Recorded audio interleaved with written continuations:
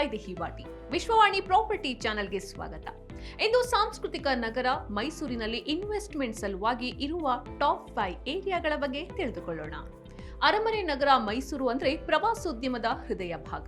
ಆದ್ರೆ ಇಂದು ಇದು IT ಹಬ್ನ second home destination ಆಗಿಯೂ ಹೊರಹೊಮ್ಮುತ್ತಾ ಇದೆ.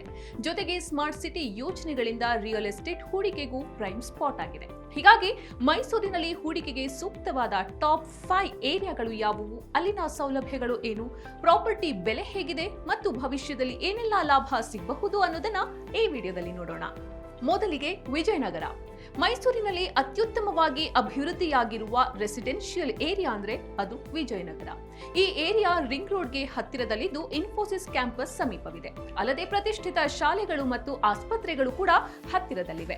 ಶಾಪಿಂಗ್ ಮಾಲ್ಗಳು, ಮಲ್ಟಿಪ್ಲೆಕ್ಸ್ಗಳು ಮತ್ತು ಬ್ರಾಂಡೆಡ್ ಶೋರೂಮ್ಗಳೆಲ್ಲವೂ ಬಂದಿರುವ ಕಾರಣ ರಿಯಲ್ ಎಸ್ಟೇಟ್ ಬೆಲೆ ಇಲ್ಲಿ ಉತ್ತಮ ಪ್ರಗತಿಯಲ್ಲಿದೆ. ಇಲ್ಲಿ ರೆಸಿಡೆನ್ಷಿಯಲ್ ಪ್ಲಾಟ್ ಖರೀದಿಗೆ ಚದರ ಅಡಿಗೆ 6 ರಿಂದ 10 ಸಾವಿರ ರೂಪಾಯಿ ಬೆಲೆ ಇದೆ.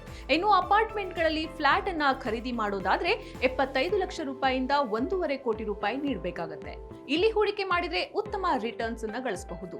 ಫ್ಲಾಟ್ ಅಥವಾ ಮನೆ ಖರೀದಿ ಮಾಡಿ ಬಾಡಿಗೆಗೆ ಕೊಟ್ಟರೂ ಉತ್ತಮ ರೆಂಟಲ್ ಆದಾಯ ಗಳಿಸಬಹುದು. ಈ ಭಾಗದಲ್ಲಿ ವಿದ್ಯಾರ್ಥಿಗಳು ಮತ್ತು ವೃತ್ತಿಪರರು ಮನೆ ಬಾಡಿಗೆಗೆ ಪಡೆಯುವುದಕ್ಕೆ ಹೆಚ್ಚು ಆಸಕ್ತಿಯನ್ನ ಹೊಂದಿದ್ದಾರೆ.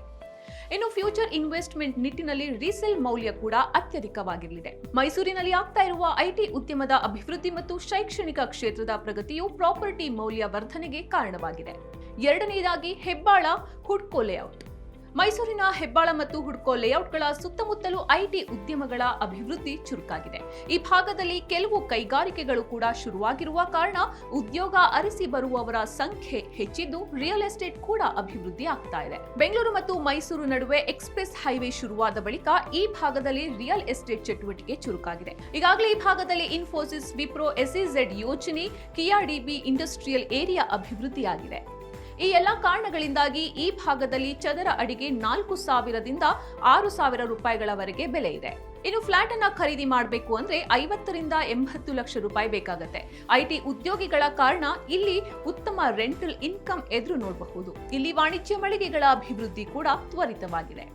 ಭವಿಷ್ಯದಲ್ಲಿ ಈ ಭಾಗಕ್ಕೆ ಮೆಟ್ರೋ ರೈಲು ಸಂಪರ್ಕ ಕಲ್ಪಿಸೋದರ ಬಗ್ಗೆ ಕೂಡ ಯೋಜನೆಗಳು ಇದ್ದು, ಹೀಗಾದಲ್ಲಿ ಬೆಂಗಳೂರಿನ ವೈಟ್ ಫೀಲ್ಡ್ ಮಾದರಿಯಲ್ಲೇ ಮೈಸೂರಿನ ಹೆಬ್ಬಾಳ ಬೆಳೆಯಲಿದೆ. ಮೂರನೆಯದು ಜಯಲಕ್ಷ್ಮೀಪುರಂ. ಮೈಸೂರಿನ ಹಳೆಯ ಹಾಗೂ ಐಷಾರಾಮಿ ಏರಿಯಾಗಳಲ್ಲಿ ಜಯಲಕ್ಷ್ಮೀಪುರಂ ಕೂಡ ಒಂದು. ಮೈಸೂರು ಪ್ಯಾಲೇಸ್ ಮತ್ತು ಸಿಟಿ ರೈಲ್ವೆ ನಿಲ್ದಾಣಕ್ಕೆ ಬಹಳ ಹತ್ತಿರದಲ್ಲಿರುವ ಹೆರಿಟೇಜ್ ಏರಿಯಾ ಇದಾಗಿದೆ. ಕೊಲಂಬಿಯಾ ಏಷ್ಯಾ ಸೇರಿದಂತೆ ನಗರದ ಅಗ್ರಮಾನ್ಯ ಆಸ್ಪತ್ರೆಗಳು ಈ ಭಾಗದಲ್ಲಿವೆ. ಇದಲ್ಲದೆ ಅಂತಾರಾಷ್ಟ್ರೀಯ ಶಾಲೆಗಳು ಮತ್ತು ಜನಪ್ರಿಯ ಮಾಲ್ಗಳು ಕೂಡ ಲಭ್ಯವಿದೆ.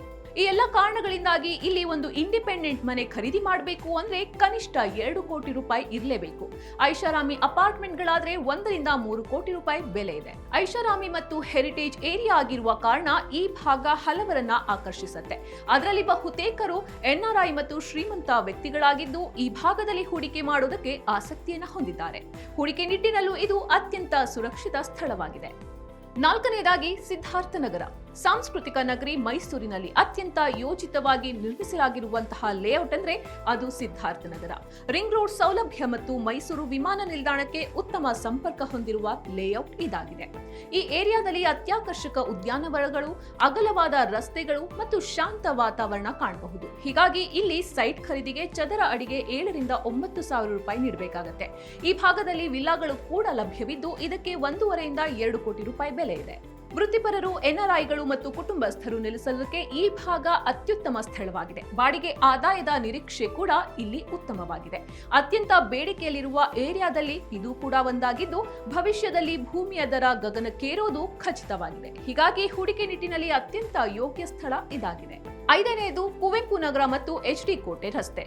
ಕೈಗೆಟುಕುವ ದರದಲ್ಲಿ ಲಭ್ಯವಿರುವ ಏರಿಯಾ ಅಂದ್ರೆ ಅದು ಕುವೆಂಪು ನಗರ ಮತ್ತು ಎಚ್ಡಿ ಕೋಟೆ ರಸ್ತೆಯ ಆಜುಬಾಜಿನಲ್ಲಿರುವ ಏರಿಯಾಗಳು.